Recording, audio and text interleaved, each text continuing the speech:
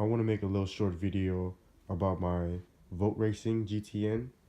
This wheel was originally a two-piece wheel. Now they're a three-piece. This wheel was built by VR Wheels. Basically, they just chopped the lip off and they, got me a new lip. So yeah, shout out to VR Wheels for building my wheels.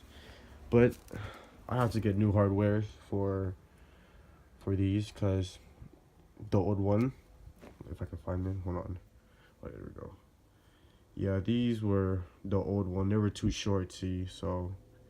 And this was a M7, and it was pretty hard to find an M7 at the, local hardware shop. So I went ahead and got the M8, and basically I just drilled the hole to, made it a little bit bigger, 250s, because it was a tight fit, but it fits in there flush, so I'm happy how it turned out. And right now I'm getting ready to silicone the wheels. So yeah, put the tape on them already. So yeah, make it look nice.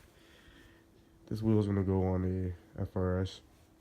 Specs on them are 17 by 10, positive 17.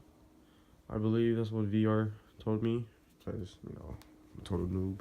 But yeah, let's go. Must to start siliconing the wheels. I'll be right back. The silicone I'm about to be using is the all-purpose 100% silicone, waterproof. I got this at your local Home Depot. So yeah, hope they work. I'm pretty sure they do. I've seen a couple vlogger using them. So yeah, finally the wheels has been sealed.